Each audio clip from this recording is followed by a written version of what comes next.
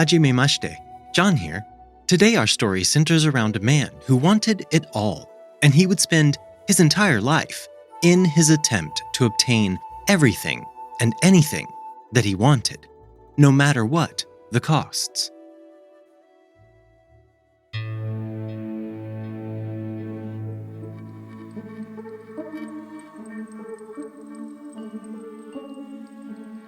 Welcome to The Secret Sits. I'm your host, John Dodson. Join us every Thursday as we uncover the secrets behind the world's most fascinating true crime cases. You can find all episodes of The Secret Sits for free on Apple Podcast, Spotify, or wherever you get your podcasts. And if you like what you are hearing, reach out to us on Instagram and Facebook at TheSecretSitsPodcast or on Twitter at SecretSitsPod. Now, on with our story.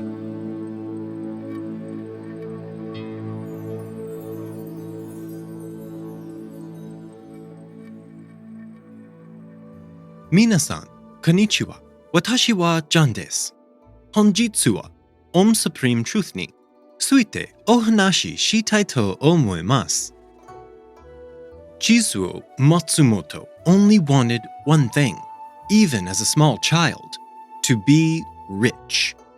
I believe this is a dream for many children who grew up with very little, just as Chizuo had. He was born in Kyushu, located in southern Japan, in 1955. He was the fourth son in a very poor family. Chizuo's family made a meager living weaving tatami mats, a luxury that his family could not even afford themselves. The small shack the family lived in only had hard earthen floors. On top of being quite poor, Chizuo also was stricken with infantile glaucoma, causing him to be completely blind in his left eye and partially blind in his right eye. Because of this disability and Chizuo's timid manner, he was quite often teased in school. His parents decided to enroll him in a government-funded school for the blind. At this school, Chizuo discovered that he had the advantage, being the only student with only partial blindness. And with that, he began to turn the tables, and Chizuo became the bully himself. He would often bully his classmates into doing anything he wanted them to do. Tired of living life as a poor person, money became Chizuo's only focus. If any of his blind classmates needed a favor, he would extract some form of payment from them first. As Chizuo grew, his reputation grew with him. People came to know the boy as one who would do anything to gain notoriety or affluence. He ran for student body president several times, but he was always bested. It was beyond his grasp that his classmates feared him rather than respecting him. By Chizuo's senior year, he had developed both his mind and his body, and his grades were pretty good. He had also earned a black belt in judo. Chizuo was so creative in his money-making abilities that by the time he graduated, he had amassed over $30,000. He told his friends that he had every intention to join Japan's ruling political party and that he would eventually become prime minister. As part of his master plan, Chizuo enrolled in prep school in Tokyo, hoping this would lead to his admission into Tokyo University. But this school is quite elite, and despite his good grades and prep school education, Tokyo University did not accept him into their program. After not gaining admission to Tokyo University, Chizuo traveled back to Kyushu, a bitter and angry man. Not long after he moved back to his hometown, he was arrested for assault, following an argument at a massage parlor. After being home for a few months, he traveled back to Tokyo, where he met a bright young college student and quickly married the girl. His new wife, Tomoko, quickly bore their first child, their first of 6. Tomoko was a calming influence on Chizuo's life, and she convinced her parents to invest in a clinic that her husband wanted to open. The Matsumoto acupuncture clinic was a great success right from the beginning, but Chizuo was serving up some questionable herbal remedies to the public. The remedies were sold as a package that included a 3-month course of acupuncture treatments and yoga exercises, all for a grand total of $7,000. One of these miracle cures was nothing more than a tangerine peel soaked in alcohol. After Chizuo gained complaints for selling his remedies to rich elderly people in some of the exclusive hotels in Tokyo, the police were contacted. He was fined $1,000, which was a small price to pay for the nearly $200,000 he had already made with this scam. Chizuo Matsumoto was doing what he had always dreamed of as a child. He was getting rich, or at least richer. Despite the complaints and the fines imposed on him, his reputation was also growing. He was known as a healer, albeit a dubious one. Chizuo told Tomoko that he longed for something more out of his life. He needed a purpose for being. Chizuo then began exploring the worlds of geomancy and Chinese fortune-telling. He began taking part in strange religious rituals, and he spent long periods of time in deep meditation. It was during one of these meditative states when Chizuo received a rush of psychic energy, which surged through his entire body. After this surge of energy enveloped him, he claimed to have gained the ability to see the auras surrounding evil people. Chizuo knew that his newfound spirituality was his way of seeking the greatness that he was destined for. Now, we're in the 1980s, and Chizuo Matsumoto is on his journey of discovery for his newfound spirituality. Japan was in the throes of a healthy economy and the nation's need to explore religious freedom. Chizuo wished to align himself with an established religion so he could receive more spiritual training. He needed to validate himself and the spiritual gift he believed he had received.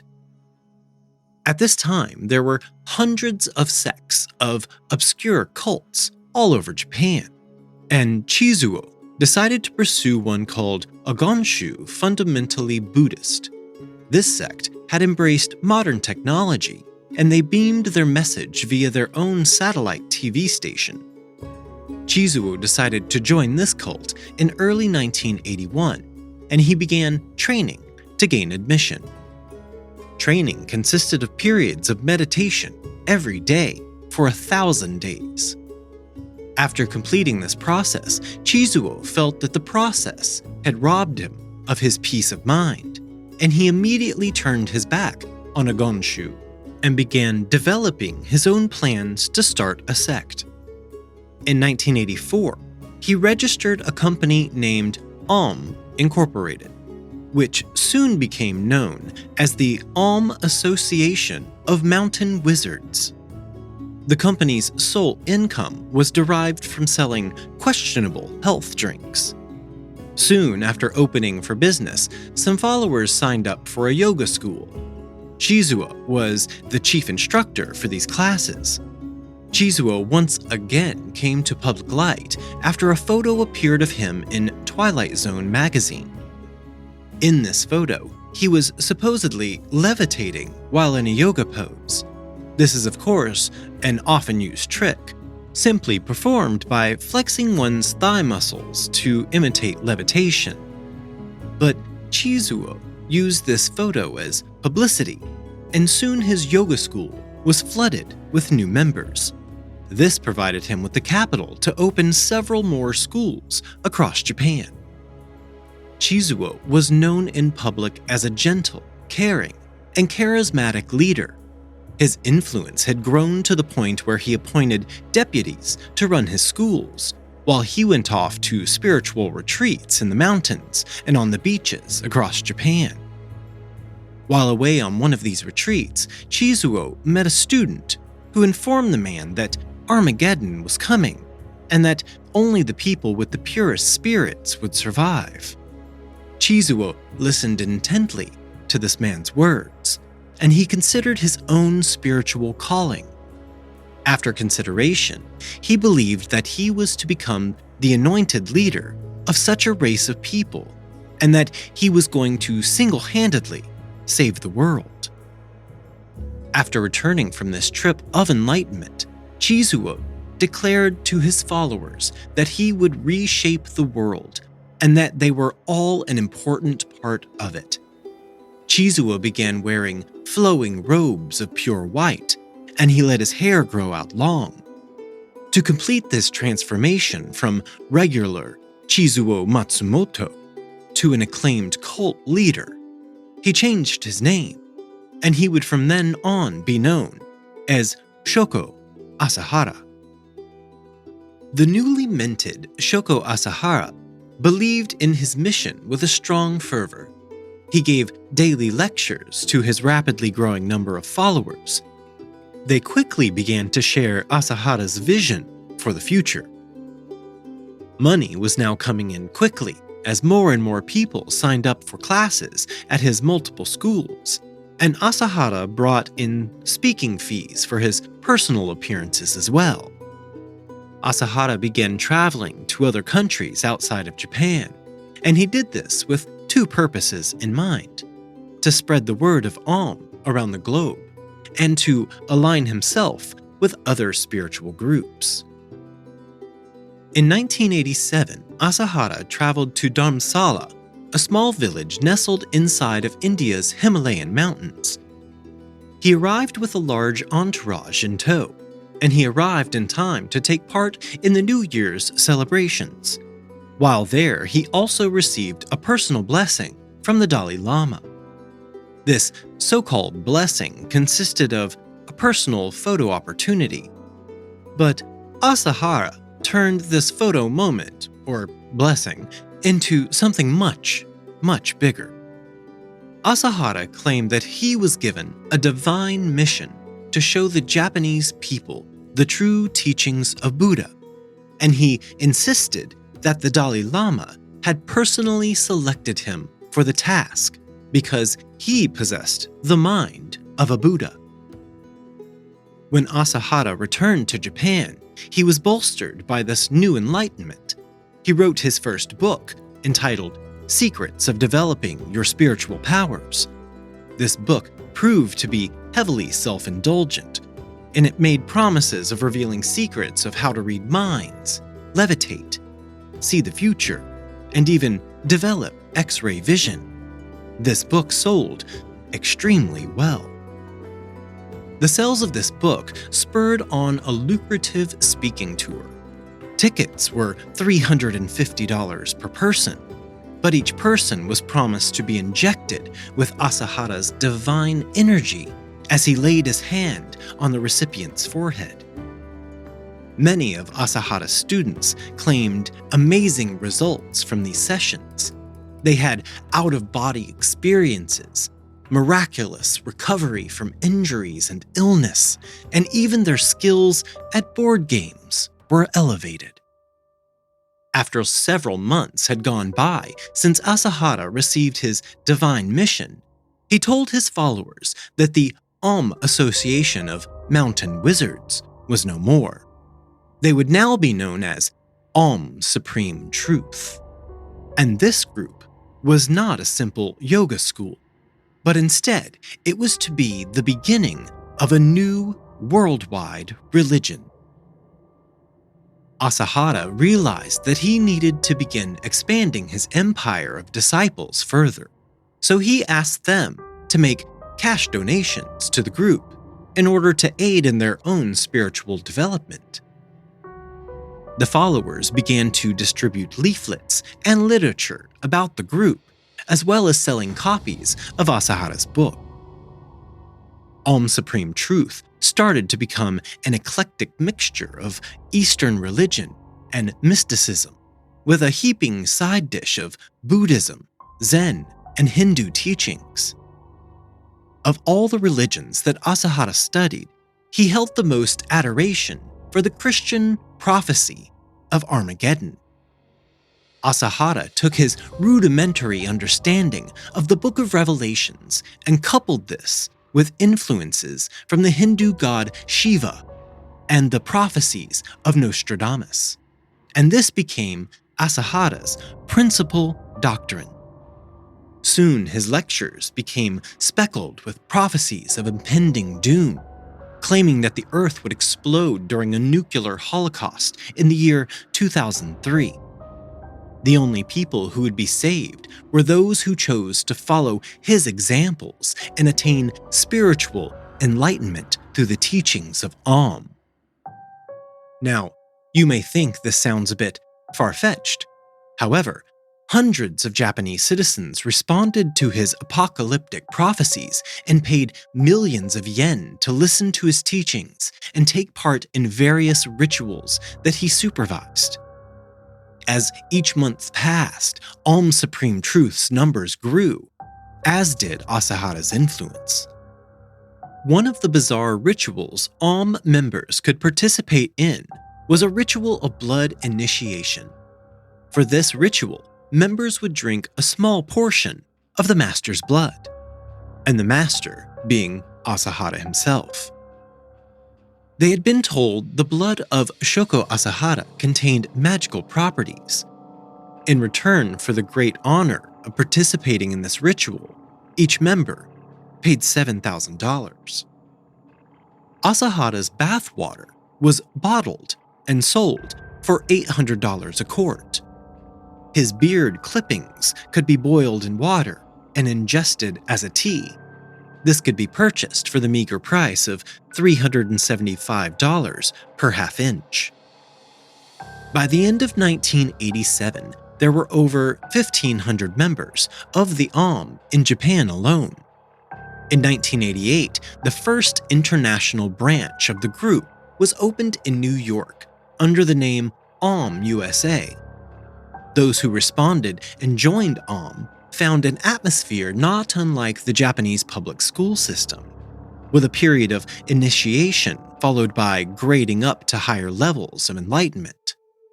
Those who didn't have the time to undertake the 2 years or $2,000 of full-time training courses were offered the training by correspondence.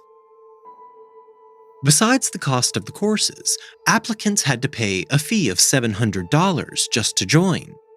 If you could afford to pay the $2,000, you were given a gift of 2 gallons of Asahara's bathwater. New members of the group told their friends and families about the incredible changes to their lives after partaking in various rituals. They told of the divine inspiration of Shoko Asahara and Om, which had changed their lives within minutes of hearing their new master speak. And as Om grew financially, they purchased land and buildings for what was to become a temple and live-in headquarters for Om's Supreme Truth. If you're a frequent listener to this podcast, which we hope you are, you undoubtedly have heard me speak about Mount Fuji. It is the instant iconography when Westerners think about Japan. Well, in 1988, Om purchased several buildings which laid in the shadow of the sleeping giant, and these buildings would unleash a deadly force on the world, much like an erupting volcano. This area was initially just a few shacks, trailers, and warehouses surrounded by a high fence. But inside of these dilapidated buildings, Asahara began building his empire. People would travel here from far and wide. They slept on bare floors for weeks and received 1 meal per day, consisting of steamed veggies, all while they sat through endless lectures and were taught to cut ties with their non-believing friends and family. For this service, members paid $2,000 per week. The many followers who believed in blind faith gave up jobs, family, and friends to join Om. After being welcomed into the group, they gave away all of their earthly possessions and savings to the group.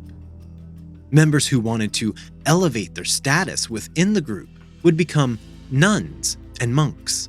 To show their loyalty, they would be required to donate all of their money, savings, securities, real estate holdings, jewelry, and anything else that held value. After donating all of this, they made a pledge. I entrust my spiritual and physical self and all assets to Om. Entire families joined the sect. Young and old, poor and wealthy joined the sect. By 1990, 15% of Om followers were under the age of 20. Once again, as membership grew, so did the group's profits. The increased profits brought an additional problem for the group: taxes. After speaking to legal experts, Asahara applied for an official religious status for Om. Under Japanese religious corporation laws, any religious group could apply for this status, which included generous tax breaks, so long as they adhered to certain guidelines. Although the group was very popular, a large portion of the Japanese population saw this group as an antisocial cult, proven through manipulations when parents tried to remove their children from the group. Because of this, Om's application was denied. This resulted in members of Om harassing officials. They wrote threatening letters and picketed outside of their offices. The group filed lawsuits against the Tokyo governor, and out of fear of violating Japan's religious freedom laws, the governor approved the group's application, and they received their tax concessions. The Sunday Mainichi ran several articles criticizing Om's twisted doctrines and its unhealthy influence. Asahara was angered by the articles, and he went to the newspaper's office with a trove of his followers, demanding that the articles be withdrawn. Editor Taro Maki refused, and Asahara approved a vicious campaign that saw Maki and his family harassed and belittled in public. Om even went to the length of publishing a special book that criticized Maki and his paper, and then they distributed it throughout Japan. Night and day, a barrage of abusive telephone calls besieged Maki and his family. Finally, Maki had a massive stroke, and the members of Om gloated over what they perceived to be heaven's vengeance. The Japanese citizens who chose to join this cult included some highly talented men and women. Hideo Murai was a brilliant astrophysicist, and Murai turned his back on the corporate world after reading an Om pamphlet in a public library. Murai was a small and quiet young man, and he was seemingly incapable of even a violent thought. However, after a meeting with Asahara, he found himself caught up in his new master's apocalyptic vision, and he became Om's chief scientist and the architect of the terror Om was poised to unleash upon the world. Seiichi Indo was a student at Kyoto University when he first heard of Om. He was a genetic engineer with a PhD in molecular biology. Endo's time had mainly been devoted to medical experiments in their viral research center at the medical school. Masami Tsuchiya walked away from his prosperous career in organic chemistry to join Om, and Fumihiro Joyu had an advanced degree in telecommunications. He was a young scientist researching and developing artificial intelligence for the National Space Development Agency. He quit this prestigious job after only 2 weeks to join Om. One of Murai's first inventions was a cloth cap fitted with a web of tiny electrodes. It was named the Perfect Salvation Initiation. This cap would send bursts of electrical energy into the wearer's scalp. The purpose of this was to stimulate the brain and synchronize the brain waves with those of the master, Asahara. The cap was powered by a 6-volt battery, and they were given for free to full-time members. Members who were not full-time could rent a cap for $7,000 per month, or they could purchase their own for a meager $70,000. This first invention netted millions of dollars in profit for the group. The next invention was the astral teleporter. This device was a system of wires connected to Asahara's meditation mat, and it was supposed to record the vibrations of the master's mantras. The vibrations were then sent to the mats of followers so they could clean their astral dimensions through the master's vibrations. Just as everything has ebbs and flows, some followers became frustrated when they did not receive the promised changes to their lives, and they began to rebel against the strict regiment of the group. One young man who was not discontent with the group but chose to leave, and he told his advisors of his decision. Asahara was told of this man's dissent, and the man was brought in front of the leader. Asahara told the man that Om was a lifelong commitment, and if he wanted to leave, he must be mentally unstable and in need of guidance. Asahara decided that the man's mental instability was caused by heat in the head, and he ordered the man's head to be dunked into a vat of ice water repeatedly. The man went into hyperthermic shock and later died as a result. This man had been close friends with Shuji Taguchi, and he voiced his disapproval over the handling of this man to other members of the sect. In February of 1989, Taguchi was called to appear before Asahara to explain his grievances. After listening to the man, Asahara ordered conditioning to clear the man's mind. Taguchi feared that he would face the same fate as his friend, and he refused the treatment. Instead, Taguchi was bound in ropes and taken to a small cell, where he was questioned for hours on end. After reaching the point of mental and physical exhaustion, Taguchi said that he hated the sect, and he hated Asahara especially. Upon hearing this revelation, Asahara called 6 men in to speak with him, and he told these men that Taguchi could not be freed because he may go to the authorities. But he could not stay in the group either. He needed to be elevated to a higher plane. The men understood what was meant.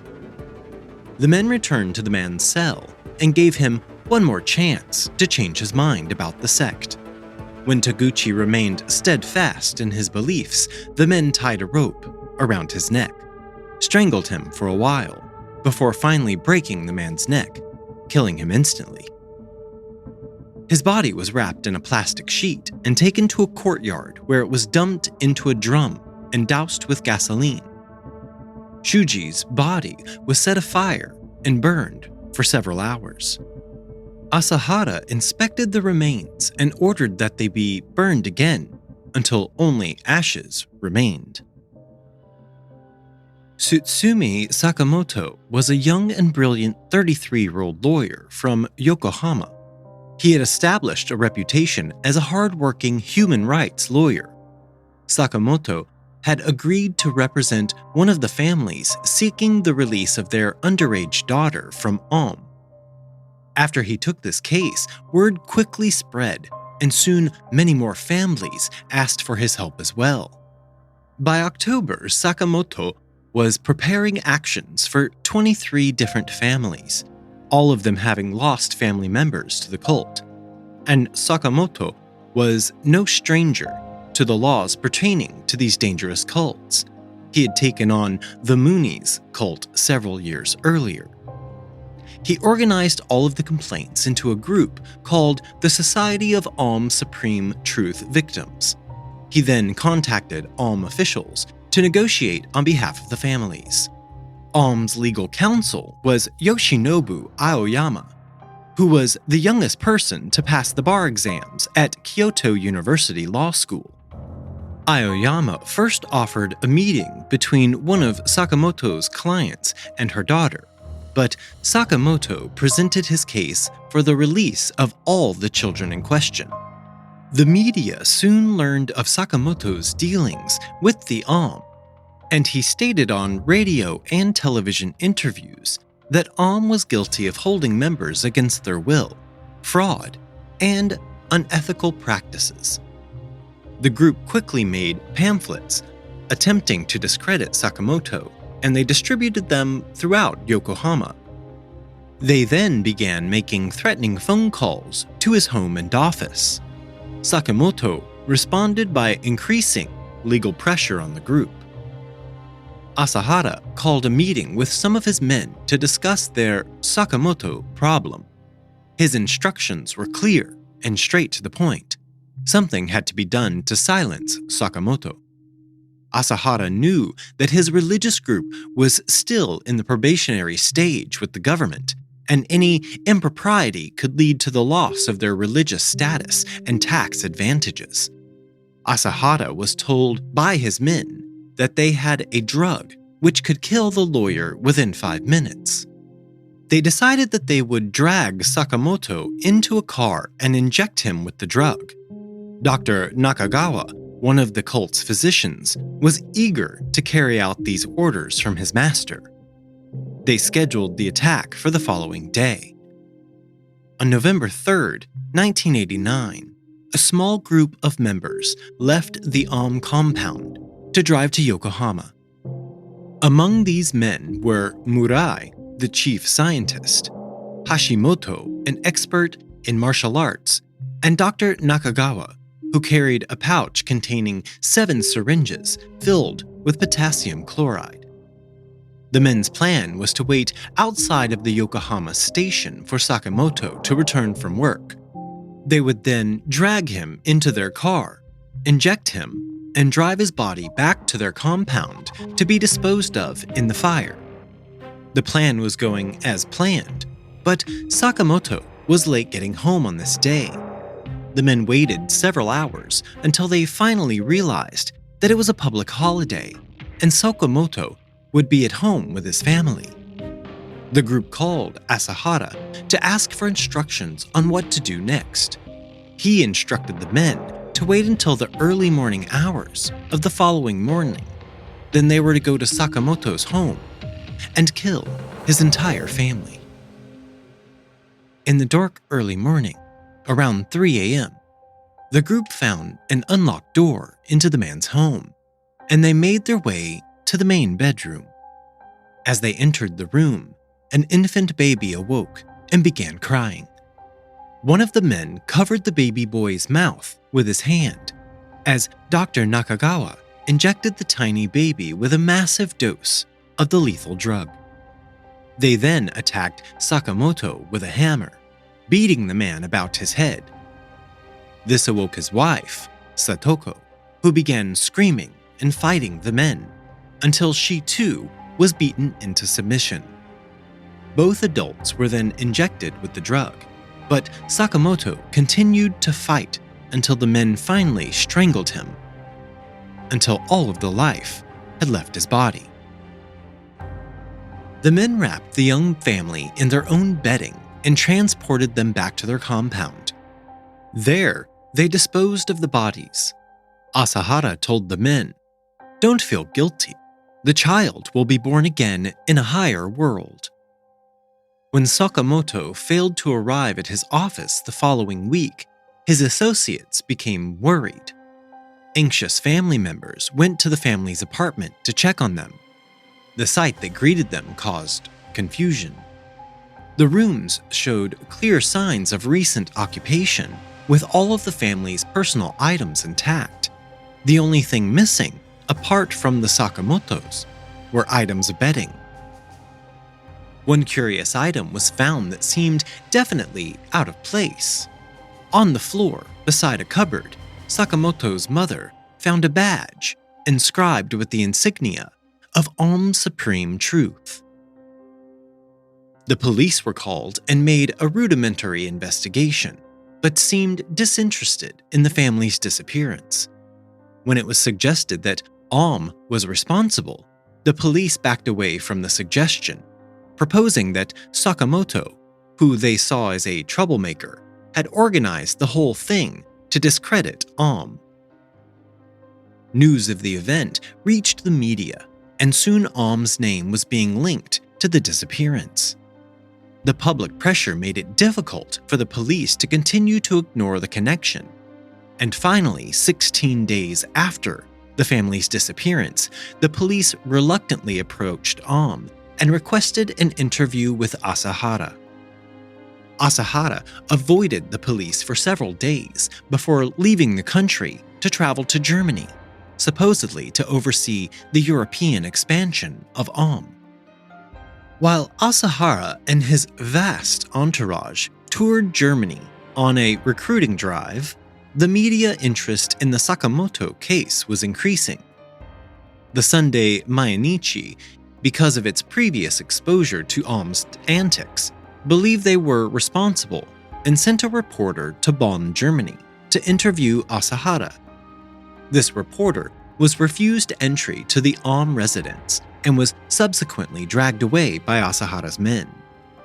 Soon after, a press conference was called by Asahara, where he denied any involvement in the alleged Sakamoto kidnapping. When one reporter raised the question of the badge found at the scene, Asahara answered that anyone could get one, because over 40,000 had been distributed, when in fact less than 100 had ever been made. The police lost interest in this case, and eventually the media did as well. Seemingly, Aum had gotten away with murder again. Obviously bolstered by his ability to sidestep the law, Asahara began a bizarre campaign to run for the upcoming national parliamentary elections. His strategy was to have a select group of followers contest 25 seats in the lower house. Their campaigning was obscure. They preached of impending doom, while at the same time promising freedom, equality, and benevolence for everyone. Their campaign budget ran into the millions of dollars. At one stage, hundreds of followers marched in the streets, wearing hideous papier-mâché masks, bearing a distorted caricature of Asahara. Like everything else that Aum did, its approach to campaigning was radical and unethical, with supporters and candidates breaking every electoral rule. Opposition party posters were torn down, phones were tapped, and voters were intimidated. Regardless of their high budget and extreme strategies, Aum's bid for political recognition failed miserably when all 25 candidates, including Asahara, were defeated. The election results weren't the only bad news for the cult.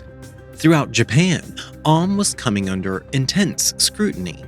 Asahara spoke of extreme measures being required to educate the world about the power of Aum.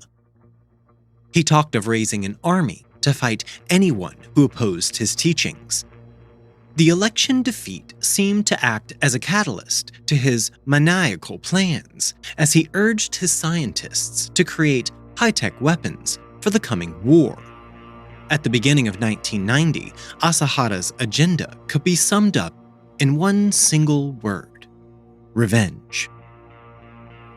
Aum's chief scientists, Murai and Endo, set up a chemical laboratory, and after a few weeks of researching, they told Asahara that chemical weapons would be the best idea for their mission.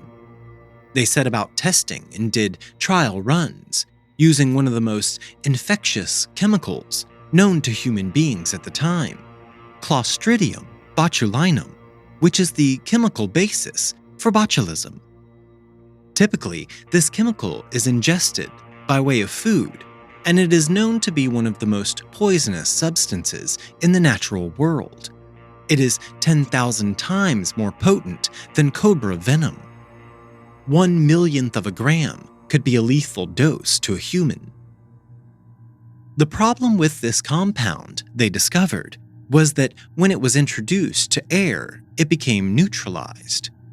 The scientists' next idea was to equip a truck with a special spraying device so they could drive around Tokyo and spray it into the public.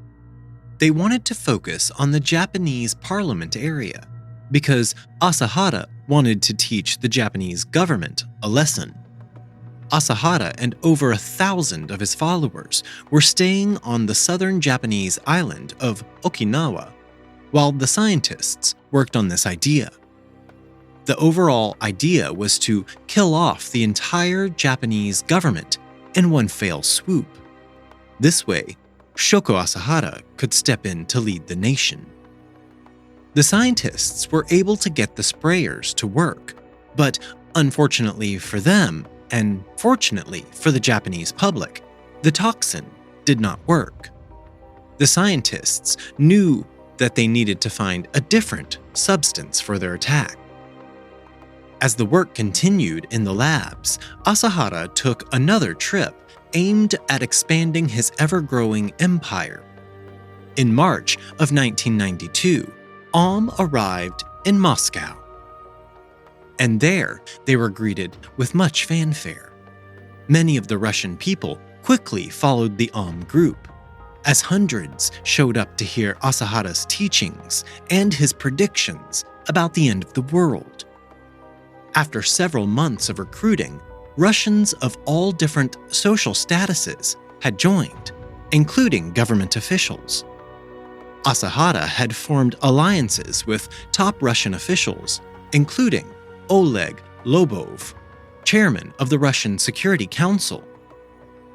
Made donations to the foreign country of computers, medical supplies, and $14 million in cash. Because of this, Russian leaders opened their doors to the cult and made even their largest venues available to the group. After this, they began producing a weekly television program showing the virtues of the group. As Asahara and his group left to travel back to Japan, they had grown their group by the thousands while in Russia. This trip to Russia had also given the one great tool: access to the Russian scientific community and access to a treasure trove of post-Soviet weaponry. One of Asahara's trusted lieutenants was left in Russia to oversee the group's procurement of the weapons of mass destruction. He was to gather as much information as he could about chemical weapons and other devices, including nuclear warheads. Asahara gathered his trusted group and told them that the time has come. He told them his secret plan for bringing about Armageddon. Murai, who was tasked with overseeing production of the chemical weapons, was at the same time developing nuclear, laser, and microwave technologies. Tsuchiya was placed in charge of the facility that would produce a nerve gas suggested by Asahara. It was a chemical that had been used by the Nazis called sarin. Hayakawa was in charge of the new plant's infrastructure and was also in charge of procuring more conventional weapons like firearms, explosives, tanks, and aircrafts. Former military soldiers who had joined the were put in charge of training the other members in military tactics and techniques. A special ops unit was formed from the members who showed the most promise at the military training. A new building was constructed close to the group's compound at the foot of Mount Fuji. This building was 3 stories tall, but 2 floors were built underground, so from the surface, it only looked like a 1-story building. They called this building the Clear Stream Temple. The group also had a weapons factory, which they had built. It was opened for use in 1993. The members called this the Supreme Science Institute. Here they produced Russian-designed AK-74s, an upgraded design of the AK-47. Asahara wanted enough guns made to arm every single member of the by 1995. Because Japan was booming with technology in the 90s, opened a chain of budget computer stores across the country, selling mostly American-made computers. This operation ran over 300 stores nationwide. By this time, it was estimated that Alm's wealth had grown to over $150 million. And by the end of 1995, Alm's financial officials would be boasting a net assets totaling in excess of $1 billion. While the cult continued to expand, its scientists continued to work on perfecting their chemical weapons. Asahara was growing impatient. He wanted to launch his attack on Japan's leadership, and he thought that the wedding of Japan's Prince Naruhito would be the prime opportunity for an attack. He wanted to also attack the royal palace and parliament at the same time with laser weapons. Scientists for Alm informed Asahara that the laser weapons would not be ready by this time, so instead he directed his men to organize the spraying of toxins throughout central Tokyo. The citizens of Japan prepared for the impending wedding of the prince, unaware that an attack on them was also being organized. The Alm group proceeded with their plans, and they drove through the streets of Tokyo, spreading chemicals they believed would create an epidemic in the city. But the wedding came and went, with no casualties from this attack. In fact, the Japanese citizens did not even know that anything had happened. It was an absolute failure. Later, in 1993, a new plan was unveiled to unleash a different toxic substance all over Tokyo. The group owned a building on the east side of Tokyo. This was an 8-story building that the group was using as a laboratory to produce a chemical known as anthrax. The British had developed anthrax as a potential biological weapon during World War II. It was tested on the sheep of Gruinard Island off of the coast of Scotland. As a biological weapon, anthrax is designed to be inhaled. A few days after the victim has inhaled a sufficient quantity of anthrax spores, symptoms would begin to show. Initially, the victim would show cold or flu-like symptoms, followed by a high fever and vomiting. Eventually, the body would break out in huge, painful blisters, which would turn the skin black and hard. Finally, the brain would expand and bleed, and the body would turn blue from a lack of oxygen, as the victim lapsed into a coma and died a slow, painful death.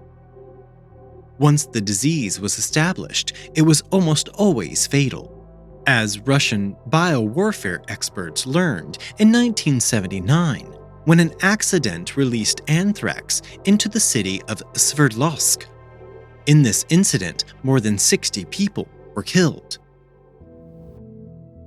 Richard Manchi wrote in a letter to the New Scientist on September 29, 2001, he wrote, "The sex choice of anthrax as an agent of biological warfare was a logical one because anthrax produces resistant spores which remain alive for many years." The British could testify to this truth. Their anthrax test on Gruinard Island rendered the island uninhabitable for more than 40 years. They literally had to strip all of the vegetation off of the island and treat the soil with formaldehyde and other chemicals to destroy the anthrax spores that still lived in the soil decades afterwards. Japanese officials stated that a cult member, who was a graduate student in biology, had obtained the sample of anthrax through another member with medical credentials. Then Endo cultured the bacteria in large drums. Now, he had a choice of producing the anthrax in either liquid form to spray at intended victims, or in powder form, which could be inhaled. For some reason, Endo chose to produce the liquid form, which is less likely to establish itself in a victim's lungs. On the roof of this building, an industrial sprayer had been set up to spray the spores from the sealed laboratory 1 floor below, and with the aid of a powerful fan, spread the bacteria all over the neighborhood. While dressed in a hazmat suit, Asahara watched as the bacteria was released. The device ran continuously for at least 24 hours, and possibly as long as several days. Local residents began to complain to authorities about a strange smell in the area. Some said that the plants began to wilt and pets became ill. Some residents complained of mysterious stomach aches. Even so, no one died as a result. They did not even show symptoms of anthrax poisoning. Police soon identified the source of this smell, and they noted that the building belonged to Police were reluctant to take action, and they accepted Asahara's explanation for the smell. He told them that it was a combination of perfume and soybean oil. Japan's religious protection laws stopped police from searching the building, but the police did take samples of fluid that was emanating from a pipe outside. The sample taken from outside of the building was tested, and it was discovered that the strand used by Endo was actually a veterinary vaccine strain that lacked the ability to cause the full-blown anthrax disease. While things appeared to be under control in the sect, Endo and his scientist colleagues were wholly incompetent. They had solved the problem of keeping the bacteria alive, which had been their main problem to begin with. Asahara ordered Endo to double his efforts in finding a suitable virus. A team was sent to Africa to study Ebola, but they did not return with any samples. Hayakawa attempted to purchase an army helicopter, a MiG-29 fighter jet, and an SL-13 Proton rocket launcher. Of all of these things, he was only successful in obtaining the helicopter. The building within the complex, set at the foot of Mount Fuji, soon became one of the most sophisticated chemical manufacturing facilities in the world. This building, known as Seishin 7, had been built for an estimated cost of $10 million. Seishin was derived from the ancient Sanskrit word for truth. Within the walls of this building, scientists were producing one of the deadliest nerve toxins in the entire world, sarin gas. The laboratory, which was completely computer-controlled, could produce around 18 pints, or 2 tons, of liquid sarin per day. Asahara had ordered the production of 70 tons.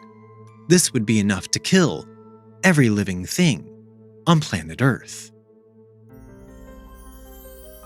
Will the Supreme Truth succeed in its attempt at world domination?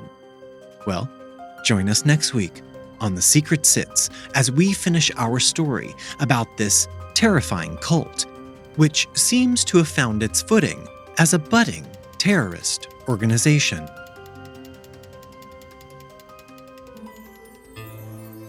The Secret Sits podcast is researched and written by me, John Dodson. Audio engineering by Gabriel Dodson. Original logo artwork provided by Tony Lay.